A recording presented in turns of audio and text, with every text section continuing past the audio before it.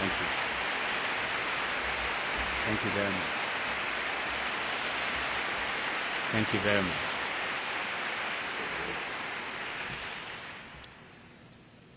Thank you very much, President Bollinger, for those very warm words.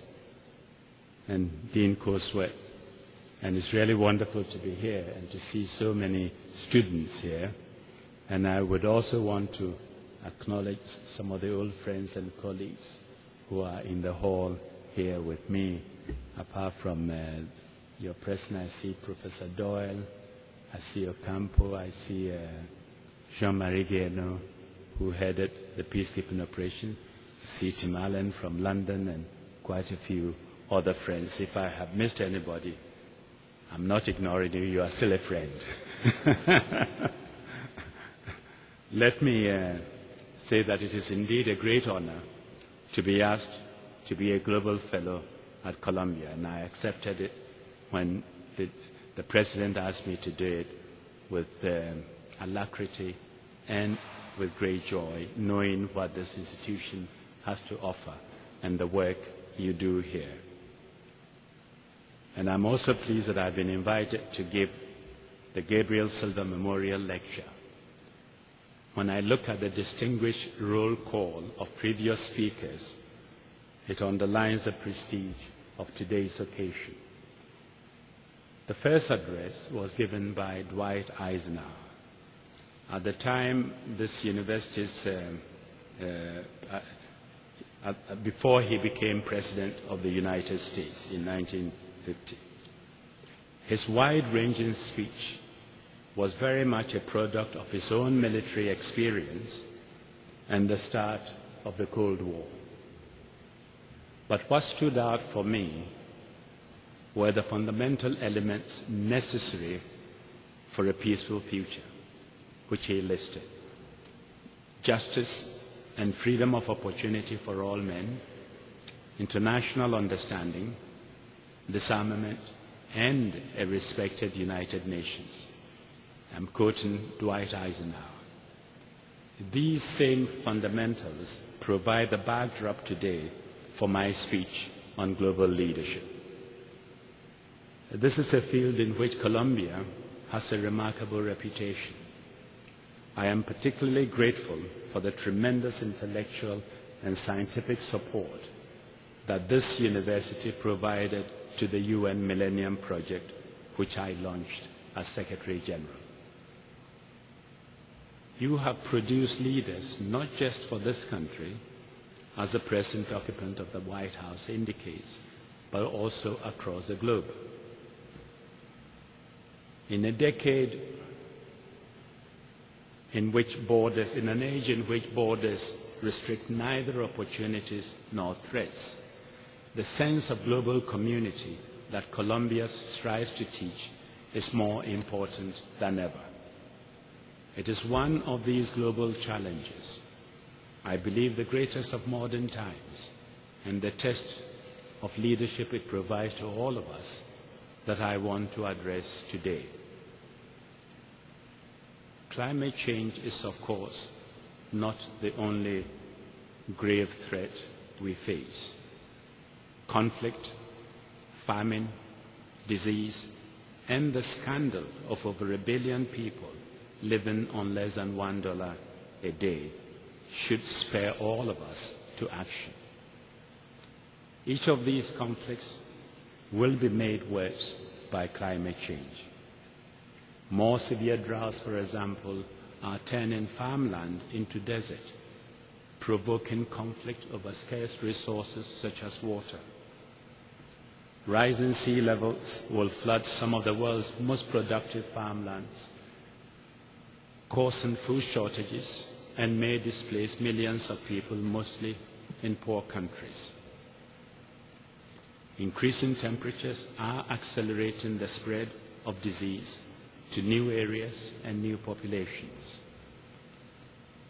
We know that, no, let me back up. Indeed, climate change risks becoming the main restraint on development, reversing significant progress being made towards the achievement of Millennium Development Goals and other objectives.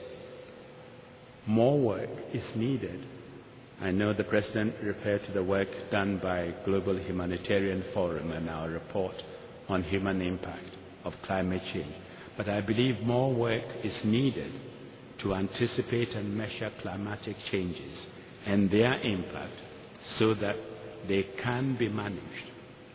But it is clear that some impacts are already unavoidable and that change is happening at a much faster pace than predicted. We know that unless we act quickly to arrest rising temperatures, climate change will become irreversible and catastrophic. The report which we issued this summer by the Global Humanitarian Forum on human impact of climate change documented the damaging, often disastrous effects of climate change on hundreds of thousands of people, overwhelmingly in the poorest groups, in the poorest countries. This was a message from the President of Kiribati, who attended the conference we organized in Geneva. And I quote, when he complained about how his country is being swamped by rising sea levels. I quote him, he says, "We will have to leave our islands. We thought we had a century to think about it, but the time frame is becoming ever shorter. Time is running out. It is why yesterday's summit by the Secretary General of the United Nations, Ban Ki-moon, was such an important and necessary step, and why I urge leaders of the G20 to catalyze the growing momentum on climate change. They are responsible for the vast majority of global greenhouse emissions. Agreement among them in Pittsburgh will go a long way towards the success of the Copenhagen conference, and I hope they will not miss this opportunity. Even though there is now widening agreement among all political leaders that deep cuts are needed in global greenhouse gas emissions, this has not led to the tough political decisions and radical actions needed to address the challenge. This is deeply worrying. It is essential, in advance of the Copenhagen meeting in December, to create the political momentum required for complex and detailed negotiations to succeed. By success, I mean establishing a strong political framework for ambitious cooperative action to confront climate change. The post-2012 agreement must be global, effective, fair, with climate justice at its heart.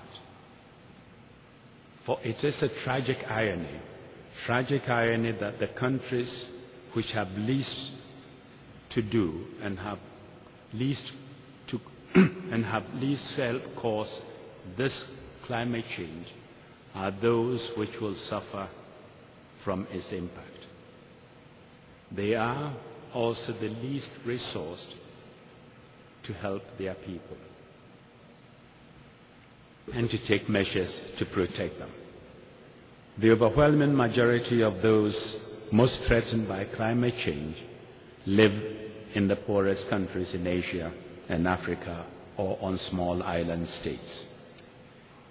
Yet the world's least developed countries have contributed less than 2% of the greenhouse gases in our atmosphere. As we approach Copenhagen, there appears to be an emerging consensus that global emissions be cut by 50% from 1990 levels by 2050. But that's not enough. Industrialized nations need to find innovative ways to reduce emissions dramatically within the range of 25 to 40 by 2020. They have the intellectual, technological, and financial resources to do so.